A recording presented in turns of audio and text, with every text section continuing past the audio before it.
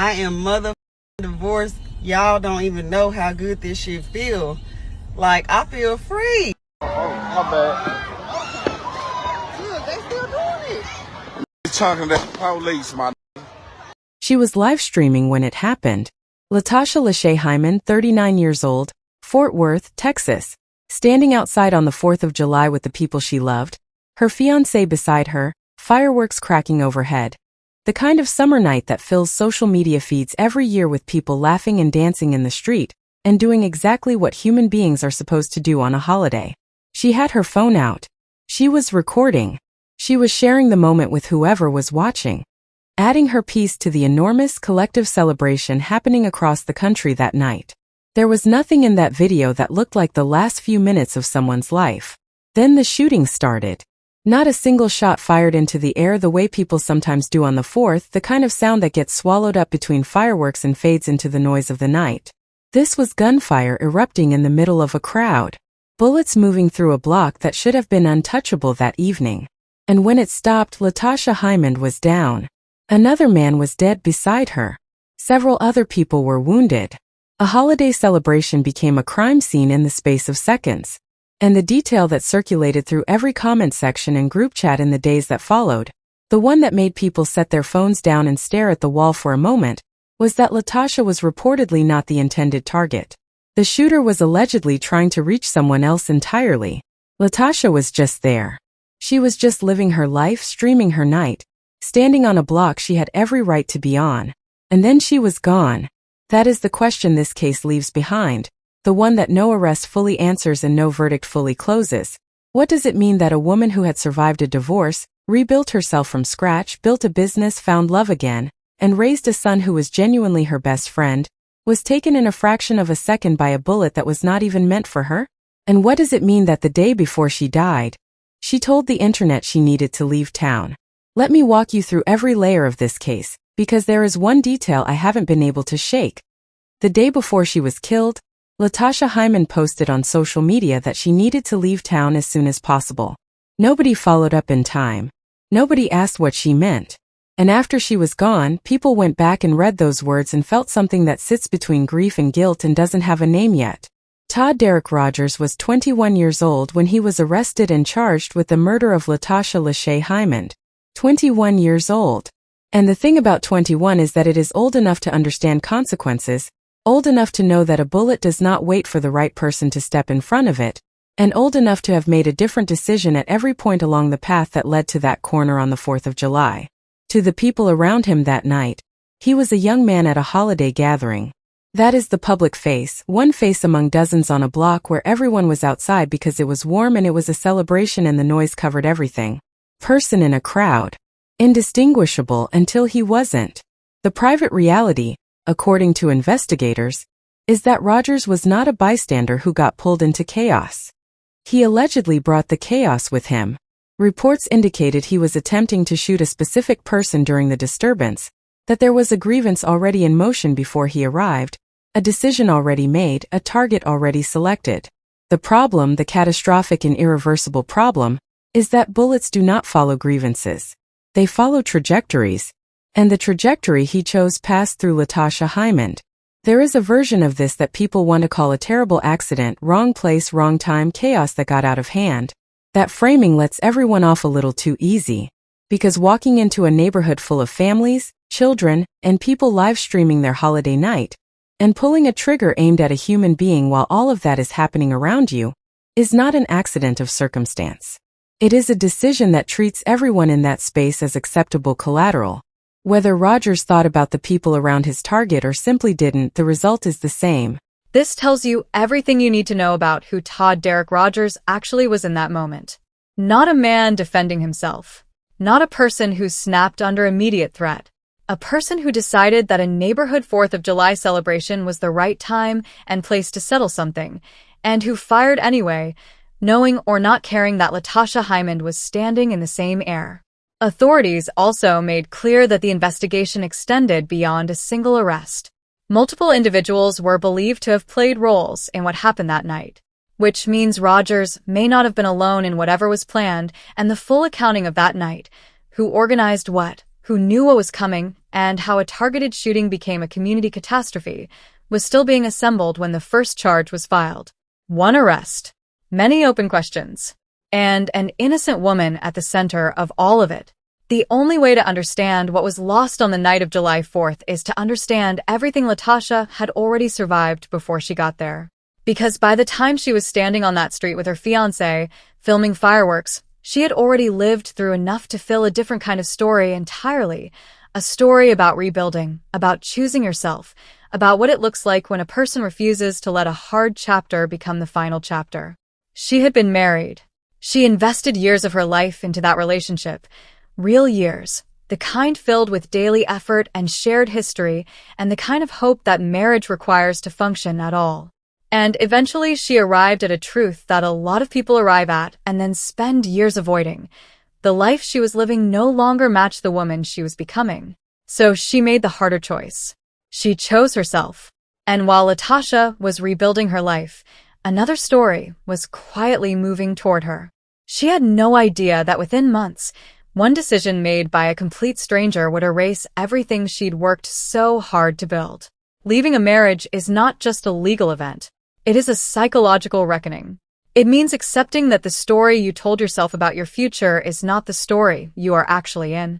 It means grieving someone who is still alive, starting over when starting over sounds terrifying, and rebuilding your own sense of identity from whatever pieces are still yours.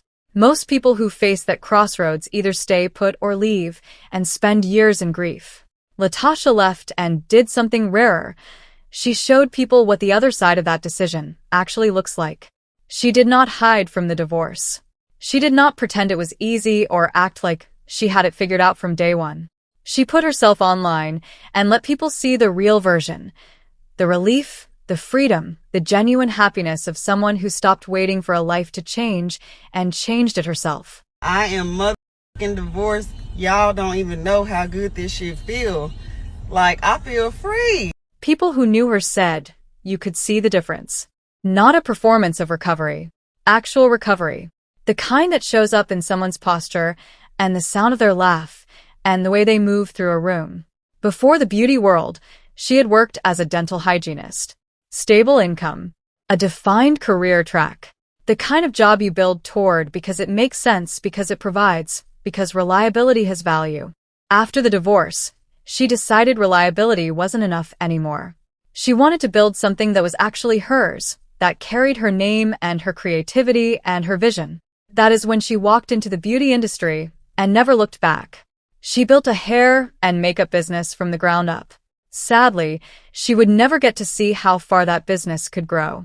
Long hours, learning new techniques, building a client base one appointment at a time, promoting herself on social media, asking strangers to trust her with something as personal as the way they present themselves to the world. She relocated to Fort Worth, Texas, and built a life there. New city, new environment, new opportunities and risks and possibilities. And it was in Fort Worth that she found love again after everything she had already been through. Everything she'd rebuilt was finally falling into place, which makes what happened the very next day even harder to comprehend. Her fiancé became a genuine partner in her life, not just romantically, but in the full and practical sense of the word. They lived together, spent time together, built the kind of relationship people around them could see was real. Not curated for social media. Real. I don't know why you ain't got no energy. Because you keep hunching on me. That's why I don't have no energy. Because you keep fucking hunching on me. No. Lies. She lying, y'all. You're lying. She be on one. I'm lying to you. Ain't nobody lying a little bit on you. That's why you got 5 girls. I see why. I got 5 girls. I'm trying to make 6. I just like getting booty. Who don't like getting booty?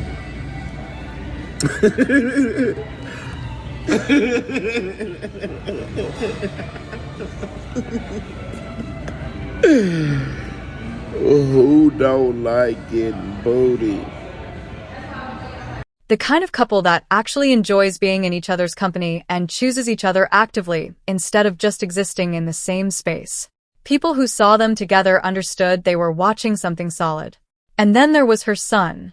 He was 20 years old. And according to everyone who knew them, he was not just her child. He was genuinely her best friend. That is not a cliché in this case.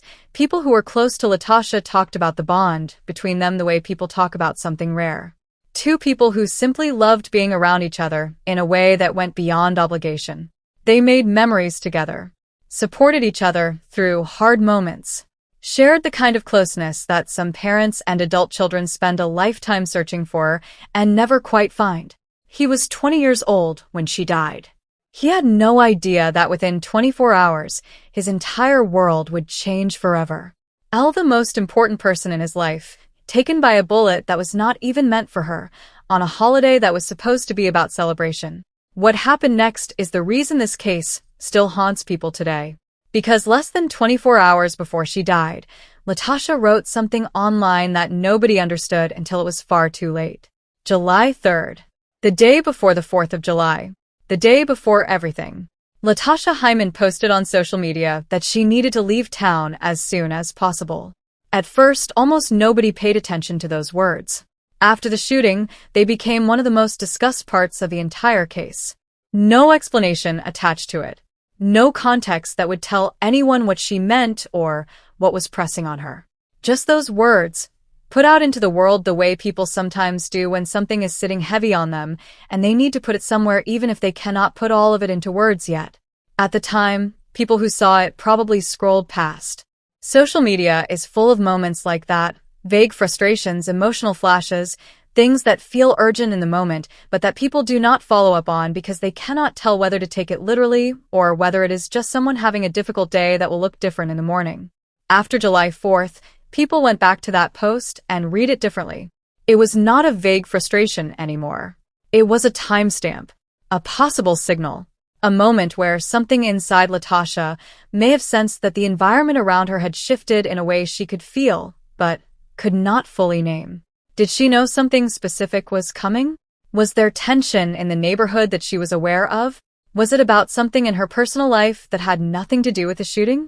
Was it coincidence? A difficult day documented the day before the worst thing imaginable happened, connected only by proximity and time? Nobody can answer that now. She is not here to clarify it. And that uncertainty is one of the most unsettling threads in an already devastating story. Let me say that again. The day before she was killed, Latasha Hyman told the internet she needed to get out. Nobody understood what she meant until it was too late to ask. Whatever that post meant, within hours the entire city would know Latasha's name for a completely different reason. Fort Worth, Texas. A residential neighborhood on a holiday night. Fireworks going off everywhere, in backyards, down streets, the kind of constant crackling that fills the air on the 4th and makes it impossible to locate any specific sound. People outside. Families outside. Music somewhere. The holiday doing what holidays do. Creating a temporary suspension of the year's wait, a collective agreement to step outside and breathe for a night. Latasha was outside with her fiancé. She had her phone out. She was live streaming, sharing the night with whoever was watching, smiling and talking and present in the moment in the way people are when they feel safe and happy and surrounded by people they trust. Then the atmosphere started changing. According to reports, some individuals in the area began throwing fireworks at police officers who were nearby. What had been celebrations started acquiring an edge. Tension building through a crowd the way it does when people start feeding off each other's energy, and the situation starts moving faster than understanding can keep up with. And then it broke. Gunfire. In the middle of the block. While people were recording. While the smoke from fireworks was still hanging in the air and making everything harder to see clearly. Chaos spreading faster than information. Oh, my bad. Niggas talking to the police, my nigga. The police. Them niggas talking firecracker. They done pulled up with the riot girl.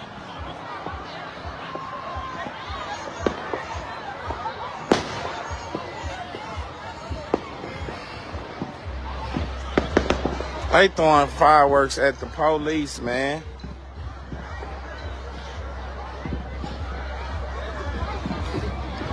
Councilman done did it again. Councilman done did it again.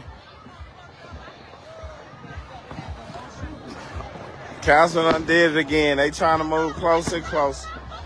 Man.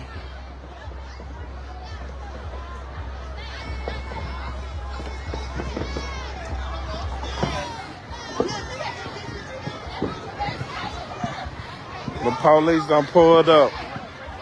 Tried to shut the spot down, y'all.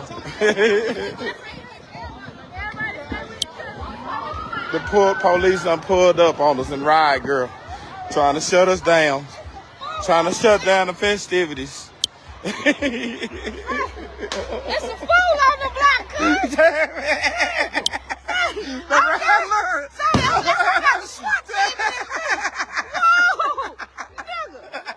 The SWAT is on deck. Y'all. God Y'all stop popping them motherfuckers before they shoot throwing them at the somebody. lawn. They No, throwing they them. don't stop that shit, because they gonna shoot somebody. Hey, yeah, they ready. No. I couldn't even get no protection on this motherfucker. I'm talking the signal is down. They done broke the signal. No, baby. Nah, for real. Everybody live. Nah, for real. It's for business, though. The SWAT done come out on us, cuz, I on walked all everything. the way down there. The squad done come out. They come outside on us, bro. Damn. Rick called the laws and told them they shot him with a gun. Ah, yeah, I know. I seen him up there. And then they started throwing firecrackers at the pole. Yeah, at the law. You see them there in they ride, girl? Them hoes in they ride, girl, man. I'm talking about in this home in the city. Like, I'm they got 287 on fire. The grand's on fire over Say them hoes done pulled up on Councilman in the ride, girl, my nigga. What the fuck is going on? Yeah. Man, y'all leave them folks alone, man. God damn. Shit, look at all the running and shit. See, I don't like Tammy. The block is hot, Tammy. I swear to God. God damn, look, bro. Damn. Look, bro. Man, they was behind me. Look, it's more and more of them hoes coming, too. Look, they better come with something else. Watch you Them hoes coming, bro. Baby, come on this way. Come on.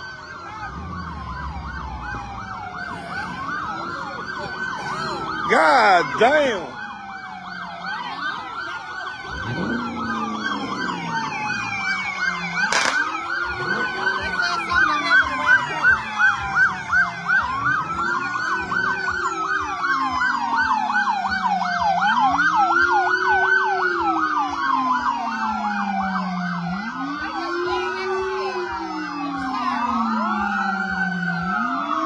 Nah, for real, them hoes shooting bad. Say they fit to. On my mama, they fit to. Look at these hoes, bro.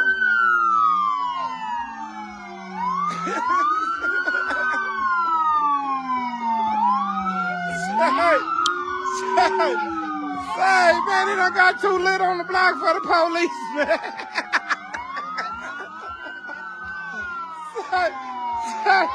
I swear to God.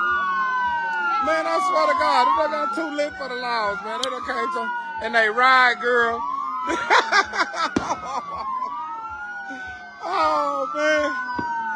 It's Queenie up there at my mama's house.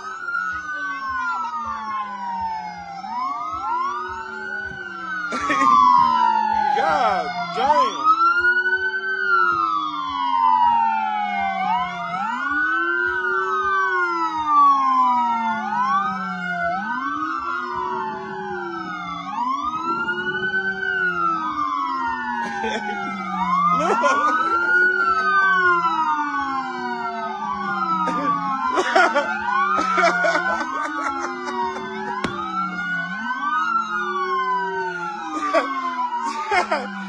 Say, man. Look, bro. Damn, this whole live. Man, this whole live, bro. My bad, y'all. We back to the festivities. Oh, yeah. Say them all come through 100 calls deep.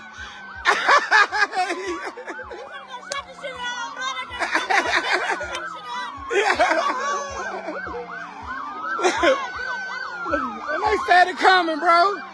Say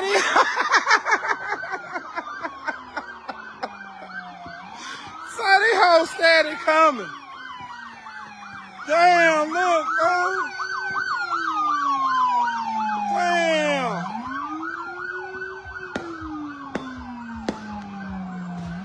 Them hoes don't come out and ride, girl. Them hoes done came out and ride girl on the nigga and everything, bro. They can't shut the block down. We too lit. We too lit. They just said fuck it. That's why they said fuck it. We too lit.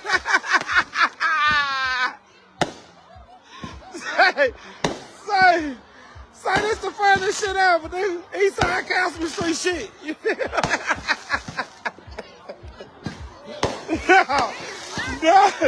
No, my nigga. Say, it's about 20 people.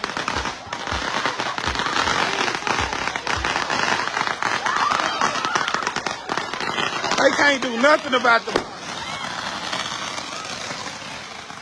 They can't do nothing, bro. The block is lit.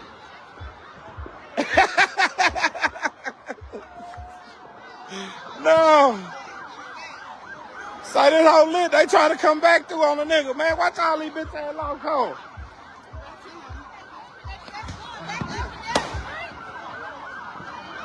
They trying to shut it down. Councilman too lit, bro. My Facebook won't even go live. Councilman too lit, bro.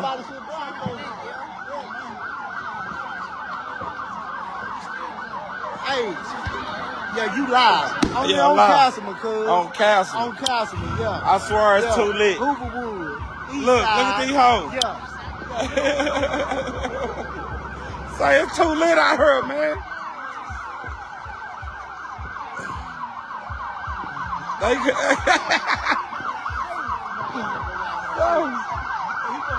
live because you on the Wi-Fi. yeah. I'm on Tasha phone. I'm on Tasha phone.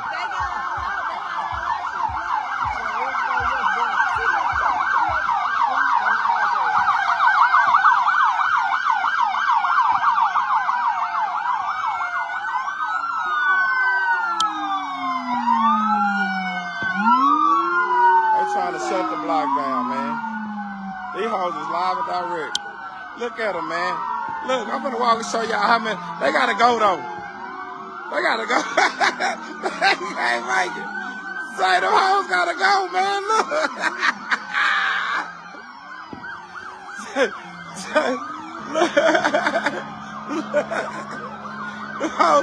Say, look how they came on Councilman, my nigga. Look at these hoes standing here in corners, bro.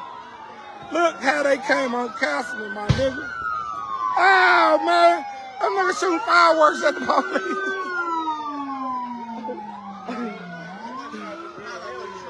Say, man. We run this fucking block. We do this shit every year. bigger and better every year. According to investigators, Todd Derek Rogers was not there for the holiday. He was there for someone specific. He allegedly opened fire with a different target in mind, a person with whom he had a grievance, a person who was not Latasha Hyman, a person who had nothing to do with the life she had built or the night she was trying to enjoy. Latasha was not in the line of fire because of anything she did or anyone she knew or any choice she made. She was in the line of fire because she was standing on a block that someone else had decided was a place to settle something. Let me say that again. Latasha Hyman was killed by a bullet that was not meant for her at a celebration she attended peacefully on a holiday that should have been untouchable. She was gone within moments. Another man died that night. Several others were wounded.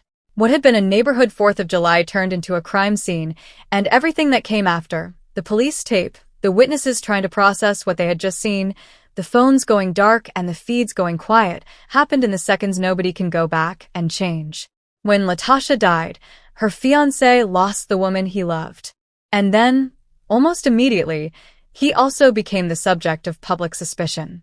That is a specific kind of cruelty that most people have never had to navigate, grieving someone while thousands of strangers are simultaneously pointing fingers at you, before any investigation has been completed, before anyone has any actual information. Theories circulated online almost before the scene was fully cleared.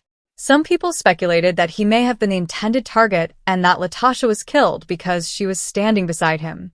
Others pushed further, suggesting some possible connection between him and the violence or whatever chain of events preceded it.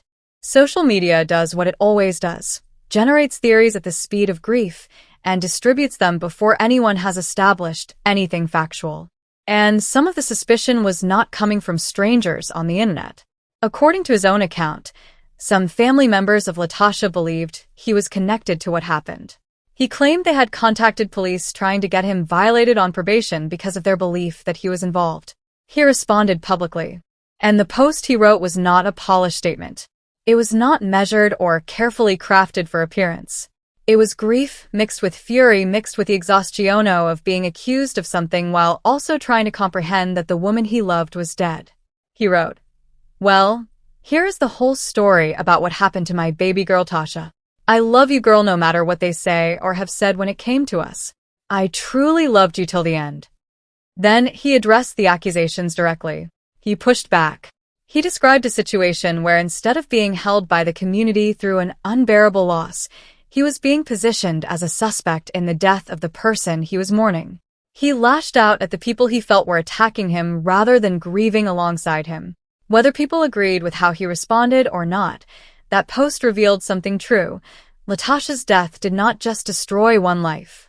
It sent shockwaves through every person in her orbit, and those shockwaves did not move in the same direction. Grief and suspicion occupied the same space. The people who might have held each other through the loss were fracturing instead. And at the center of all of it, unchanged by any of the noise, permanent and undeniable, Latasha was still gone. Authorities moved quickly. But making an arrest didn't answer the question that still divides people following this case today. Todd Derek Rogers, 21 years old, was arrested and charged with murder. Prosecutors made clear that conviction carries a substantial sentence, the kind designed to reflect the permanent nature of what was taken on the 4th of July. Investigators also noted that the case may extend beyond a single person. Multiple individuals were believed to have played roles in what happened that night, which means the full picture of that evening, who organized what, who knew what was coming, how a targeted shooting turned into a community tragedy. Latasha had done everything right. She had survived a painful divorce and rebuilt herself. She had left a career that no longer fit her and built something of her own. She had found love again after years of starting over. She had maintained a relationship with her son that the people around them recognized as extraordinary. She had moved to a new city and made it home. She had put in the work, the years, the late nights, the client-by-client grind that a small business actually requires. She had reached a point where things were finally coming together. She deserved every chapter that was still ahead of her. The day before she died, she said she needed to leave town. Maybe she felt something. Maybe it was unrelated. Maybe it was a difficult day that happened to be documented 24 hours before the worst thing imaginable. But she didn't leave. And nobody who could have helped her understand what she was sensing had enough information to act on it. What this case exposes is not just the specific cruelty of one man's decision.